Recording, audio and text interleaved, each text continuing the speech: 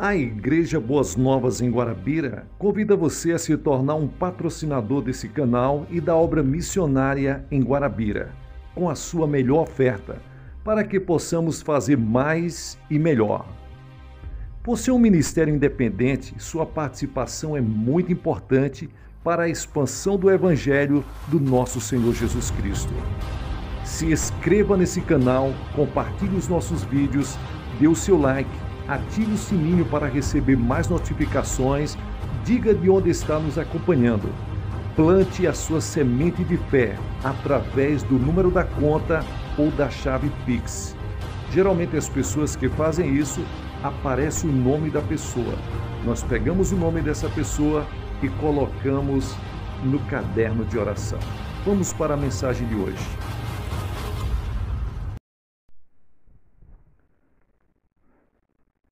Paul Yun-Cho.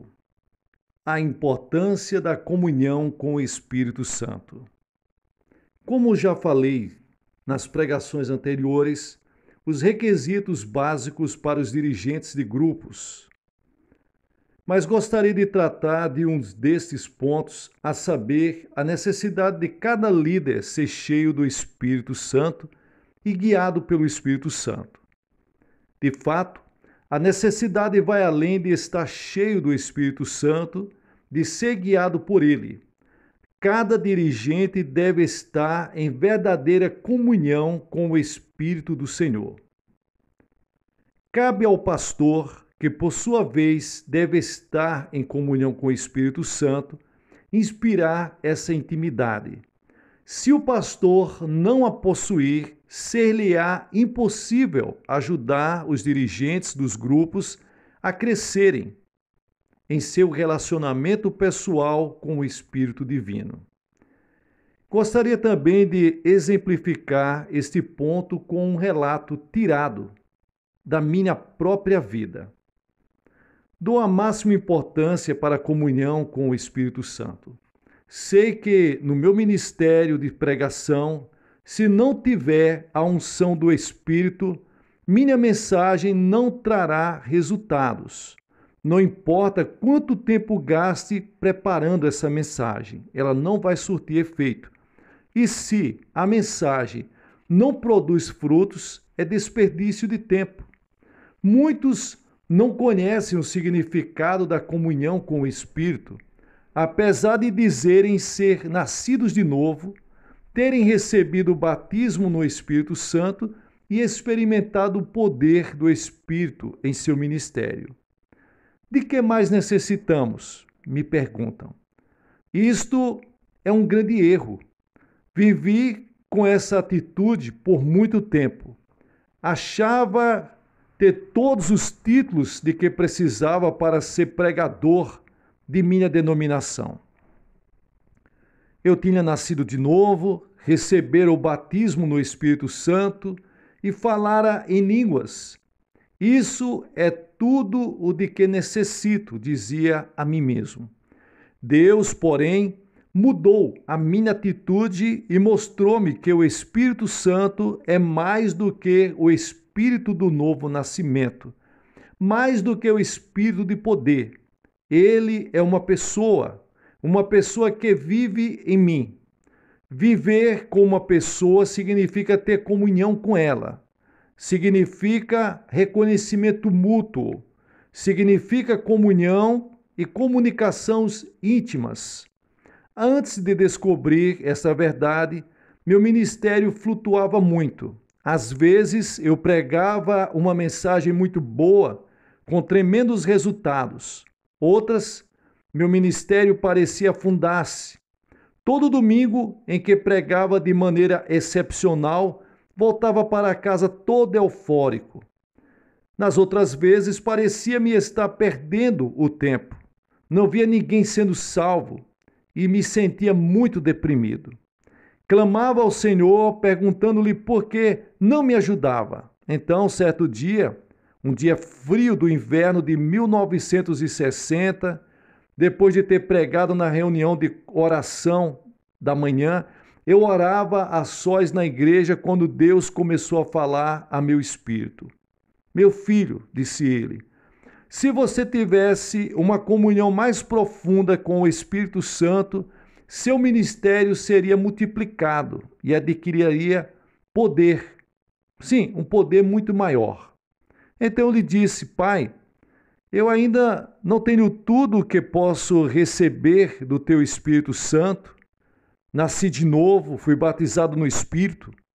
De que mais eu preciso? E Deus me disse: sim, você tem o Espírito Santo de uma maneira formal, mas não possui comunhão íntima com ele. Pode-se levar uma pessoa para casa de maneira legal, mas também pode-se deixá-la sozinha na casa como um objeto, não como uma pessoa, se não se estiver em constante comunhão com ela. Essa revelação deu novo ímpeto ao meu ministério e daí em diante comecei a estabelecer uma comunhão verdadeira com o Espírito do Senhor. Percebi que no passado minha comunhão fora parecida com o que é registrada em 1 João capítulo 1, versículo 3, que diz: a nossa comunhão é com o Pai e com o seu Filho Jesus Cristo. Como a maioria dos crentes, eu tinha o que pensava ser comunhão com o Pai e com o Filho. Orava ao Pai e orava ao Filho, Jesus Cristo. Adorava o Pai e adorava o Filho. E como a maioria dos crentes, mencionava o Pai e o Filho mais, muito mais, em minhas pregações, louvores, mas raramente mencionava o Espírito Santo do Senhor. Mas a Bíblia não nos ordena apenas a ter comunhão com o Pai e com o Filho. Ordena-nos também a ter comunhão com o Espírito Santo, em 2 Coríntios capítulo 13 e o versículo 14. O significado é óbvio. O Pai terminou a sua obra nos dias do Antigo Testamento. Então, enviou seu Filho Jesus Cristo, que foi crucificado e ressurgiu. Agora, sentado para a destra de Deus Pai, Jesus Cristo terminou a sua obra. Hoje temos a era do Espírito Santo. O Pai opera mediante o Espírito Santo e Jesus trabalha por intermédio dele. De modo que o Espírito Santo é o administrador do amor de Deus e da graça de Jesus Cristo. Comunhão no grego é koinonia, que tem vários significados. Primeiro, comunhão, parceria e terceiro, distribuição. O amor de Deus e a graça de Jesus Cristo são constantes, mas estão no céu. Como, pois, são trazidos aos nossos corações agora, na terra, mediante a comunhão com o Espírito Santo? De modo que, se tivermos muito conhecimento teológico acerca do amor de Deus e da graça de Jesus Cristo, mas não tivermos a comunhão do Espírito Santo, não haverá realidade delas em nossos corações.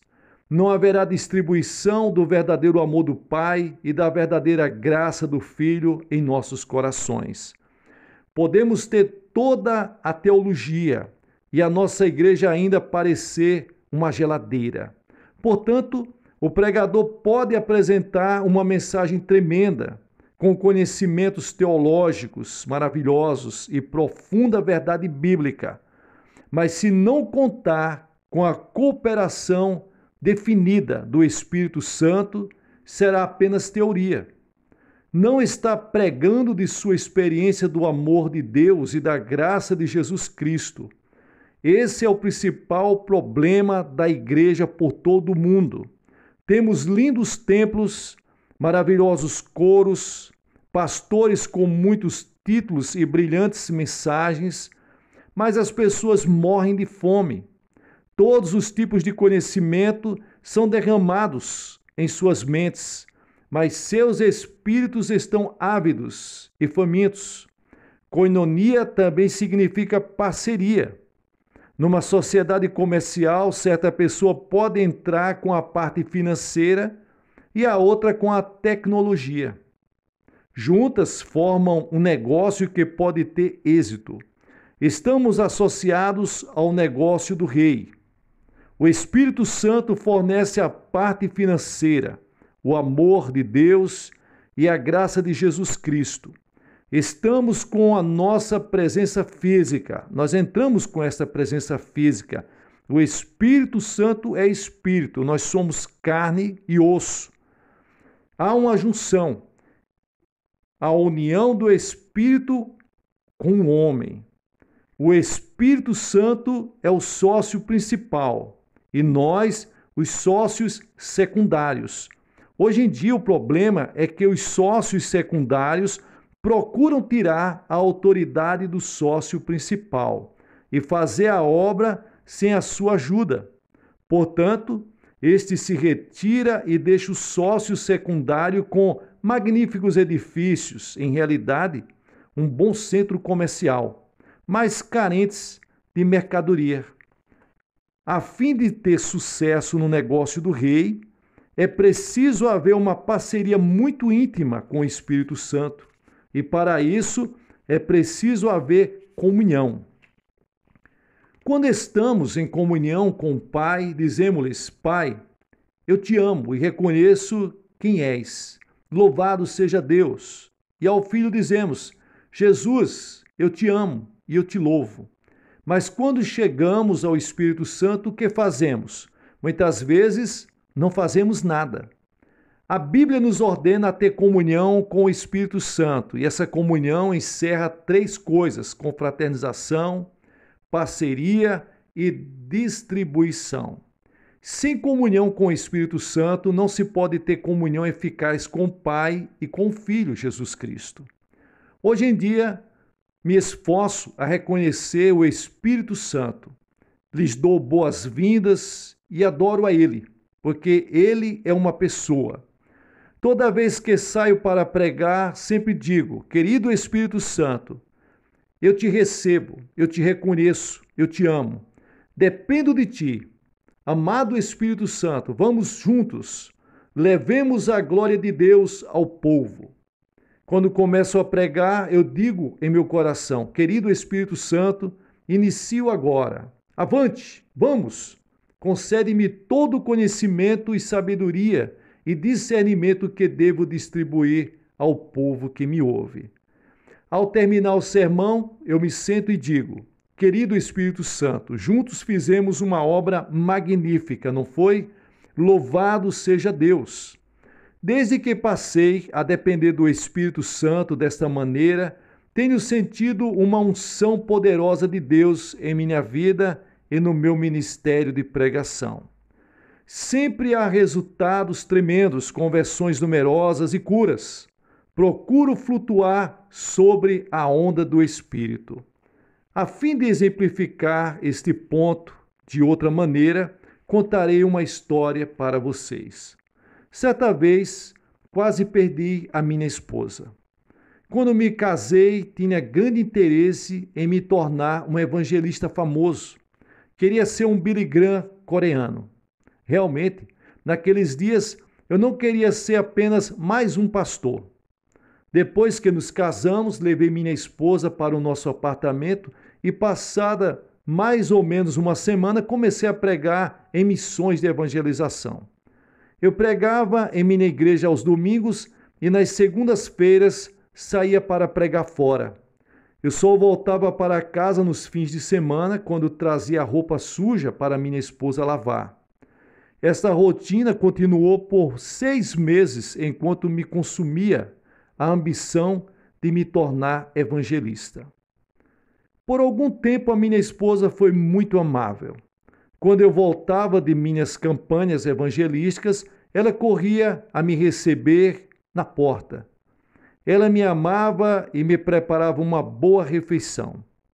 Mas, para a medida que os meses passavam e ela não via mudança nessa rotina, começou a ficar deprimida. Já não me recebia à porta, chorava com frequência, até as refeições já não eram tão boas. Algo estava errado. Nessa época, minha esposa era muito tímida, porque éramos recém-casados. Ela jamais me dizia algo sobre o que estava errado. Eu tentava ajudá-la fazendo piadas e coisas assim, mas tudo era inútil.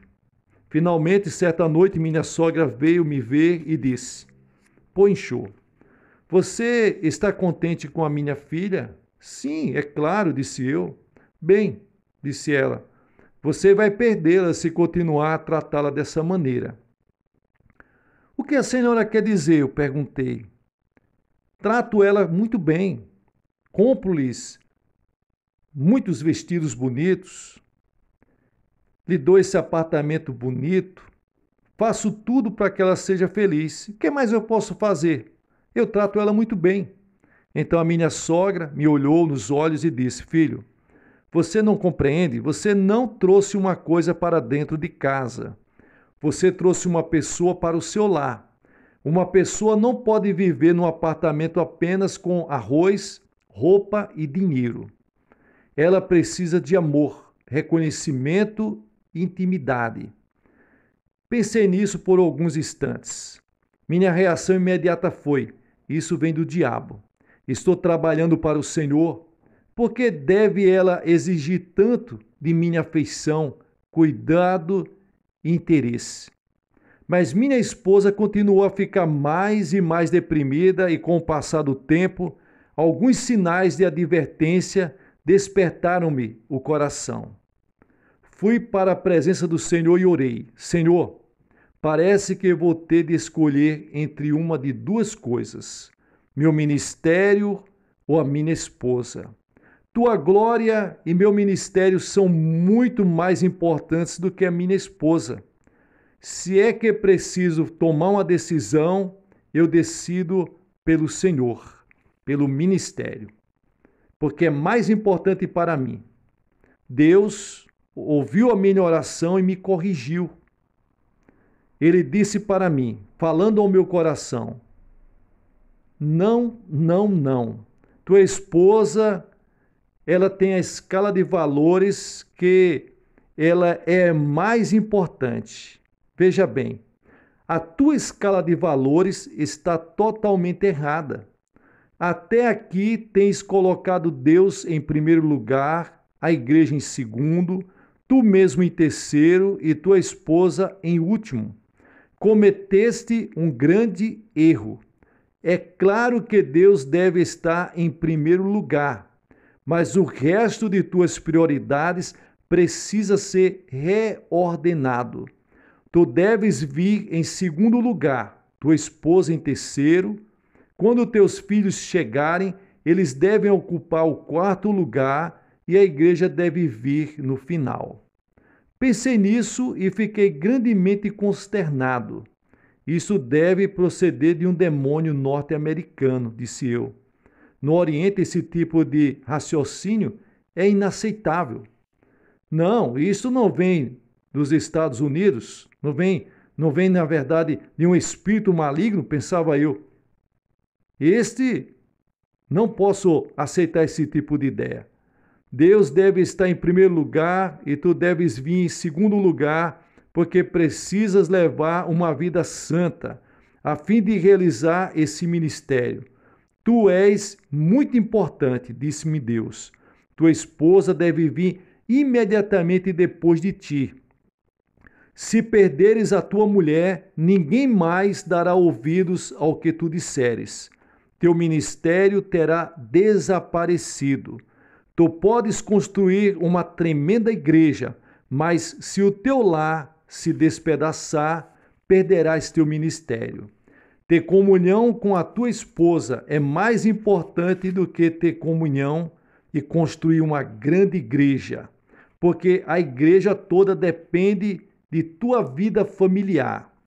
Trarás mais desgraça ao teu ministério se houver divórcio, se tu não viver bem com a tua família. Ademais, todos os crentes estarão olhando para teus filhos. Se eles forem rebeldes e se meterem em dificuldades, como o filho pródigo, quem vai dar ouvidos para a tua pregação? Teu ministério primário deve ser teus filhos. Eles devem ser os membros principais de tua igreja. Então, juntos, tu, tua esposa e teus filhos edificareis a igreja. Considera a tua esposa como a parte mais importante do teu ministério e alimenta teu relacionamento com ela. Nessa época, isso pareceu-me um tanto arriscado, mas decidi prová-lo. Cancelei muitas campanhas evangelísticas e fiz uma promessa de gastar todas as segundas-feiras com a minha esposa.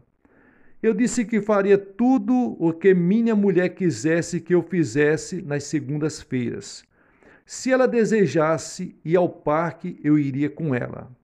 Se ela quisesse fazer compras, quebraria a espinha dorsal tentando segui-la, mas o faria. Então, nos sentávamos e juntos desfrutávamos de um bom jantar. E todas as manhãs eu dizia para minha esposa: querida, eu a amo, você está muito bonita, você é maravilhosa, sou um indivíduo de muita sorte por ter encontrado você. Então aconteceu um milagre. Minha esposa começou a sair de sua depressão. Sua expressão mudou e o espírito otimista voltou a reinar em seu coração. Ela começou a sorrir e depois a rir e alegrar-se e a fazer as travessuras. Passado algum tempo, começou a cozinhar bem de novo. Desfrutávamos de uma comunhão maravilhosa. Começamos a orar juntos e a planejar o ministério juntos. Eu havia encontrado a resposta. A fim de ter uma vida familiar verdadeira, é preciso que as pessoas tenham comunhão mútua. Não se pode levar a esposa para casa e esperar que ela viva ali sozinha, com a casa somente, com o dinheiro, com as roupas e com o alimento. Uma esposa é mais do que isso, é uma pessoa. O mesmo acontece quando temos comunhão com o Espírito Santo. Ele está com você.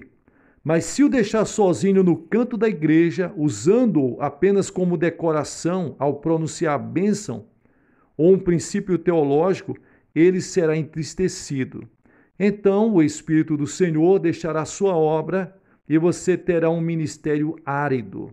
Você pode ter todo o conhecimento de teologia e a maior eloquência na pregação, mas não terá resultado nenhum. O motivo é que, no ministério, tudo o que não nasce do Espírito provém da carne. Decidi em diante e comecei a nutrir um relacionamento ainda maior com o Espírito Santo. Compreendi que ele me fará entender e compreender as Escrituras Sagradas.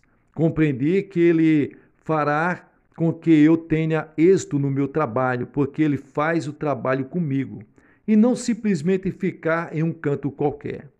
Deus está no trono e Jesus para a sua destra, mas o Espírito Santo está aqui na terra, em mim e em você, a fim de operar juntamente conosco, trazendo êxitos nos negócios do Rei. Hoje trato o Espírito Santo como a pessoa mais importante de minha vida.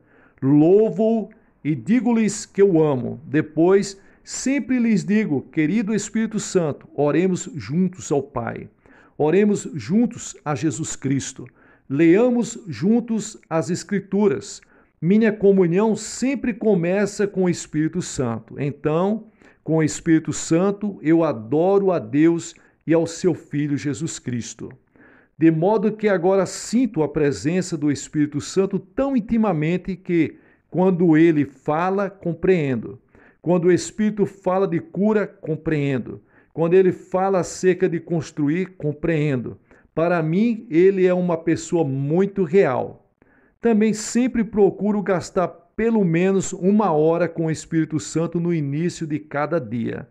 Não importa o que aconteça, desejo dar-lhe essa hora. Querido Espírito Santo, digo eu, vamos fazer uma reunião.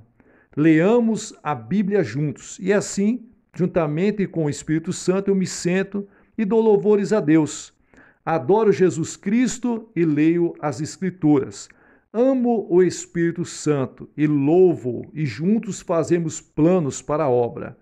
Na igreja primitiva, os discípulos tinham comunhão verdadeira com o Espírito Santo. Por exemplo, quando se reuniram em Jerusalém a fim de tomar uma decisão sobre o assunto da circuncisão dos gentios, escreveram de maneira inequívoca: O Espírito Santo e nós tomamos a decisão de não impor nenhum fardo extra sobre vós. Atos capítulo 15 e o versículo 28. Não disseram que o concílio havia tomado sozinho a decisão, mas com o Espírito Santo haviam decidido. Pergunto para os senhores, podemos dizer isto de nossas reuniões? Podemos dizer o mesmo de nossos concílios? Quando escrevemos as atas, por acaso dizemos o Espírito Santo e nós decidimos? Geralmente não fazemos isso, porque nós queremos fazer tudo sozinho. Então, meus amados, Jesus, Deus e o Espírito Santo. Comunhão com o Espírito Santo.